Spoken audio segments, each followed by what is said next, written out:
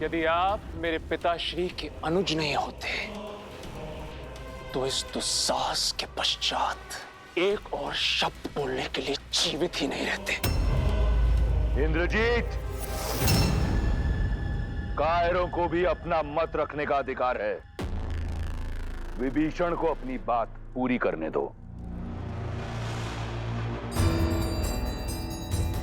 महाराज, श्री राम कोई साधारण मनुष्य नहीं, साक्षात नारायण। और माता सीता लक्ष्मी का अवतार। और इससे पहले कि नारायण के धनुष से काल छूटे, बचा लीजिए अपने आप को, इस लंका को और संपूर्ण राक्षस कुल को महाराज।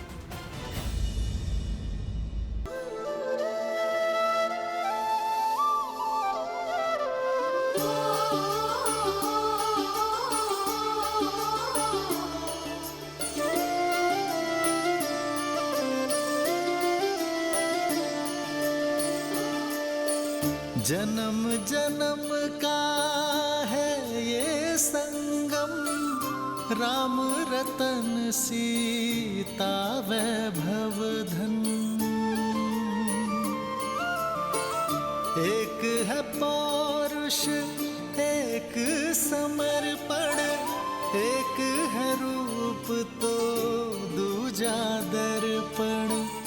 राम है लोचन सीता दृष्टि, राम है बादल सीता वृष्टि। मैं सदा आपकी अर्धांगिनी बनकर, आपके बल और संबल का स्तंभ बनकर रहूंगी। वचन देती हूँ कि मैं आपका हाथ कभी नहीं छोड़ूंगी। राम सिया राम सिया राम सिया राम, राम सिया राम सिया राम। सीता को रखते हृदय रघुराई, पूर्ण राम को करने आई। सीता करती उनकी पूजा, राम से आसा प्रेम न दूजा। राम सिया राम सिया राम सिया राम, राम सिया राम सिया राम, राम सिया राम सिया राम, सिया राम की जय। आपके आगे हाथ जोड़ता हूं मैं। केवल एक बार अपने इस भाई का सुझाव मान लीजिए।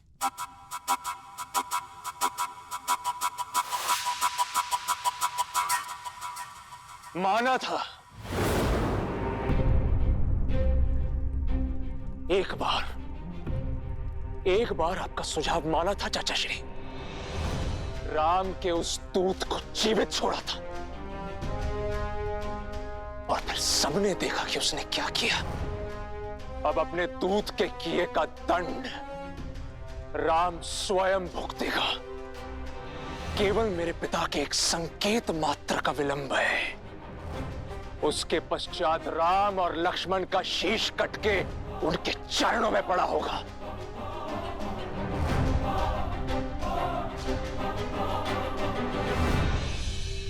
सर्वनाशे संयुक्त पाने, अर्ध त्याजा तीसा पंडिता।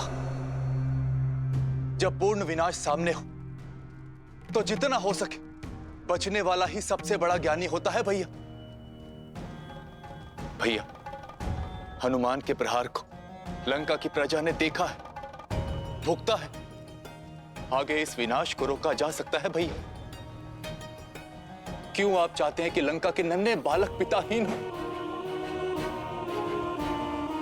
आप महाराज हैं भैया। प्रजा के धन और प्राण की रक्षा करना आपका दायित्व है। अभी भी देर नहीं हुई। श्री राम में जितना बल उतनी ही करुणा भी है।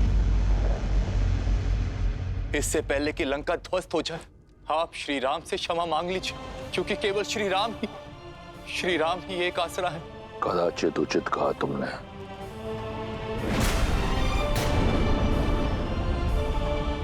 राम के अतिरिक्त अब कोई आसरा नहीं है तुम्हारा।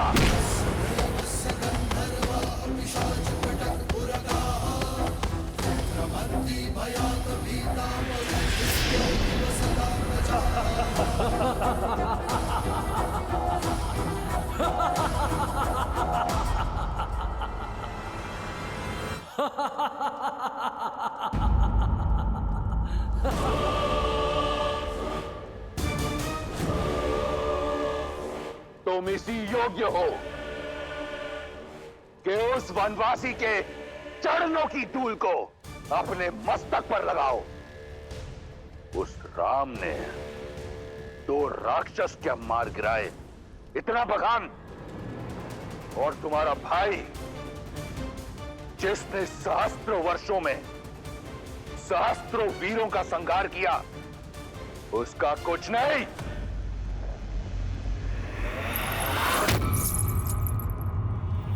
याद है मुझे कि तुम ही हो जिसने हनुमान को सीता का पता बताया, और सीता ने हनुमान को हमारे बल के बारे में बताया।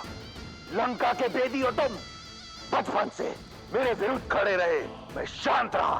तुम निर्बल थे, कायर थे, मैंने कुछ नहीं कहा क्योंकि भाई थे तुम।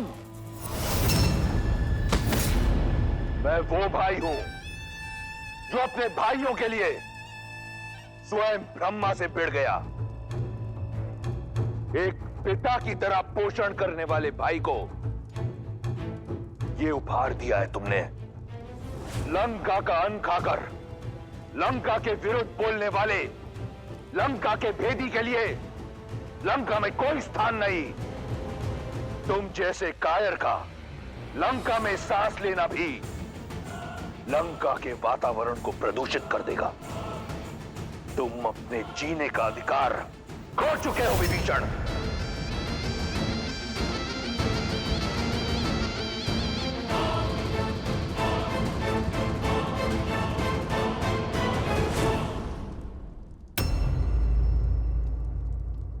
यदि मैंने माता को वचन नहीं दिया होता कि जीवन भर तुम्हारे प्राणों की रक्षा करूंगा, तो यहां इसी क्षण तुम्हारे प्राण हर लेता विभीषण।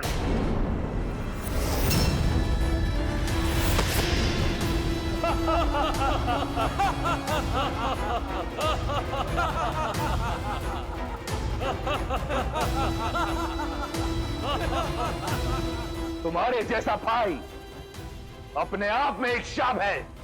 चले जाओ मेरे राज्य से, मेरी लंका से, मेरे जीवन से। आज के पश्चात मुझे भैया मत कहना। जाओ। निष्कासन ही नहीं महाराज, मृत्यु दंड मिलना चाहिए इसे। मुख तो देखो, ग्लानि का भाव तक नहीं है। मुझे लगता है उस राम का गुप्तचर है ये। प्रजा की ढाल बनकर स्वयं का हित साध रहा है। बुद्ध पुराण श्रुति सम्मत बानी, कही विभीषण नीति बखानी।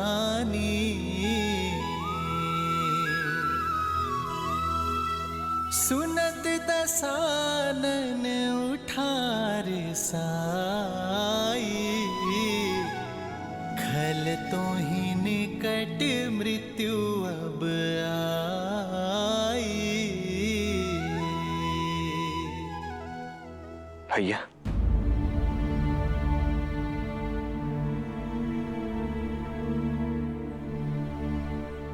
अभी मां को स्मरण कर रहे हैं ना आप भैया?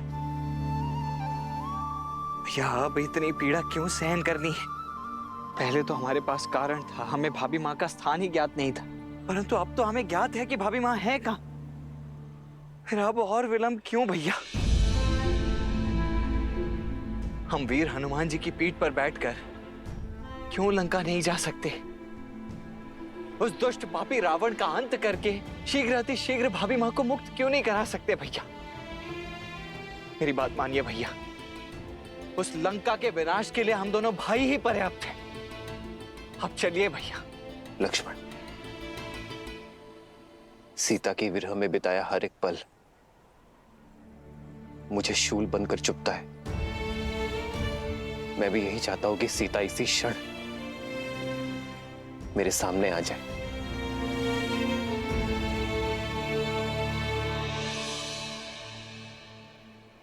परंतु इस युद्ध का उद्देश्य केवल रावण का अंत करना नहीं है लक्ष्मण।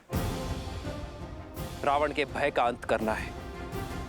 उद्देश्य है कि कुछ ऐसा किया जाए जिससे भविष्य में कोई रावण जन्म न ले सके। देखो लक्ष्मण,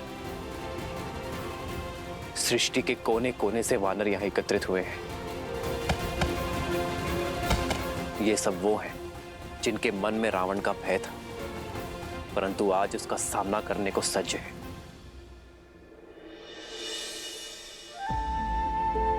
लक्ष्मण, संग में रहकर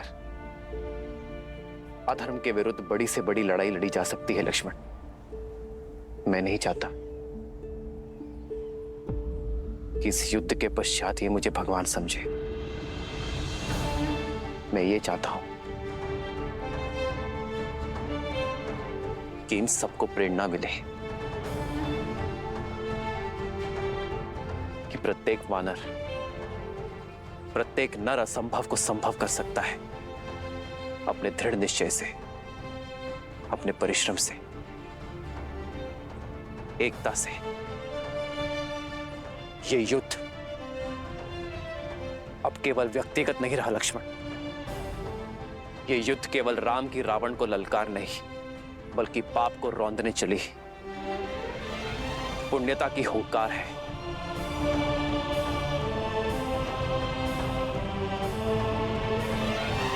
लक्ष्मण, यदि तुम्हें अब भी लगता है कि मैं अनुचित हूं तो कहो। हम इसी क्षण लंका की ओर कूच करेंगे।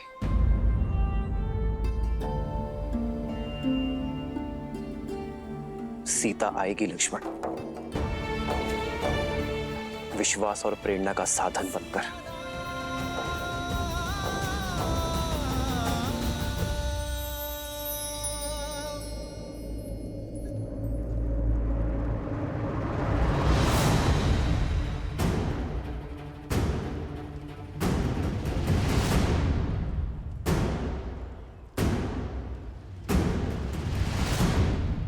देवी,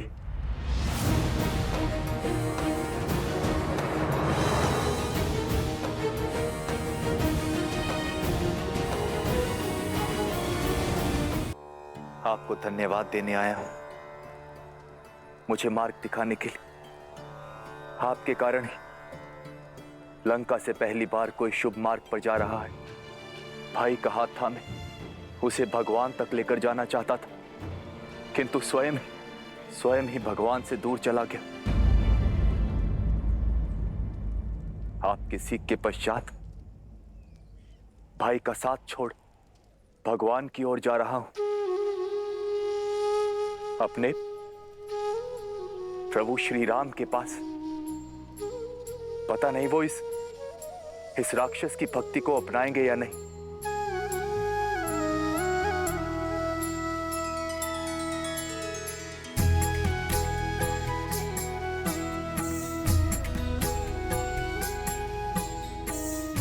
चिंता ना करें, मेरे श्री राम करुणा के सागर हैं, जो भक्ति से उनकी ओर पग बढ़ाए वो स्वयं उनका हाथ थामने आगे बढ़ जाते हैं। आपका कल्याण हो।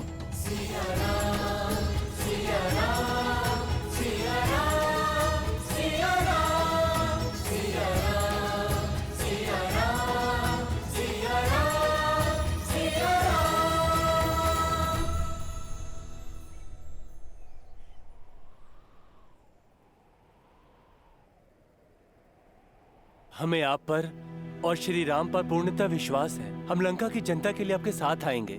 जिस प्रकार यहाँ आपके सहयोगी रहे हैं हम, वहाँ भी आपके सहयोगी होंगे हम। धन्यवाद। आइए, जिस स्थान पर आपको सम्मान ना मिले उस स्थान से चले जाना ही उचित निर्णय होता है। आइए।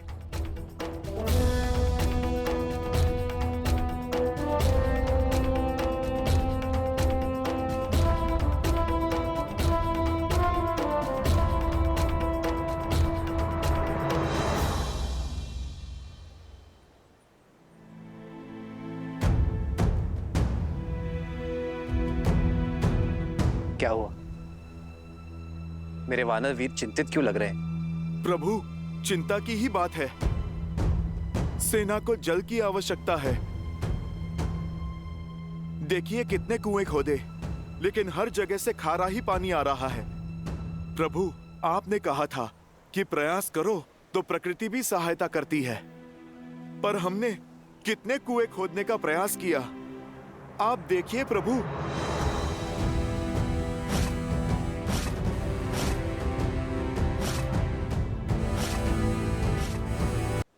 प्रकृति सहायता अवश्य करती है हनुमान, पर तब जब प्रयास करने का स्थान केंद्रित हो। इतने कुएं खोदने के स्थान पर यदि एक कुआं खोदते और गहरा खोदते तो मीठा जल अवश्य निकलता।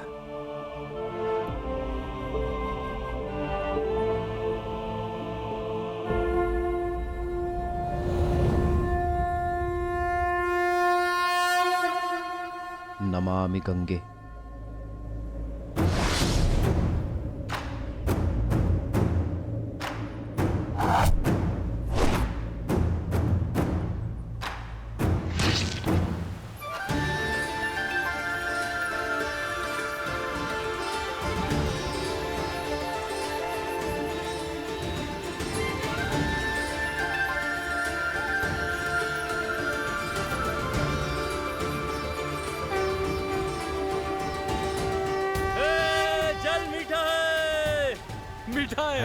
मीठा है जल। अद्भुत। जहाँ प्रभु श्री राम हो वहाँ हर कार्य सफल होता है।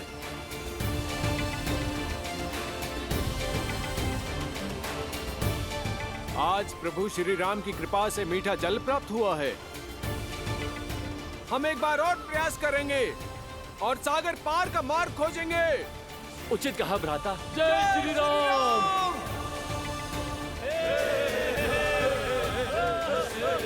जय श्री राम। जय श्री राम। जय श्री राम। जय श्री राम।